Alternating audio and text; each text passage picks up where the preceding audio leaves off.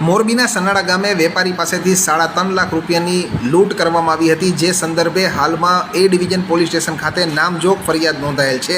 મળતી વિગત પ્રમાણે મોરબીના સનાળા ગામે રહેતા ઘનશ્યામભાઈ સુરાણી એ Morbi A division police station ખાતે વિશાલ વેલજીભાઈ રબારી રહે સનાળાવાળા સામે લૂંટની ફરિયાદ નોંધાવી છે, જેમાં તેણે જણાવ્યું છે કે તેઓ પોતાના મિત્ર પાસેથી 4 લાખ રૂપિયા લઈને પોતાના ઘર તરફ જઈ રહ્યા હતા અને રસ્તામાં એક વ્યક્તિને 30,000 રૂપિયા આપવાના હતા, ત્યાં આપ્યા હતા અને ત્યારબાદ 20,000 રૂપિયા પોતાના ખિસ્સામાં રાખ્યા હતા। જો કે 3.5 લાખ રૂપિયા થેલામાં હતા અને તેઓ બાઇક લઈને ઘર તરફ જતા હતા, ત્યારે એક્ટિવામાં આવેલ આરોપીએ તેની સાથે ઝપાઝપી કરીને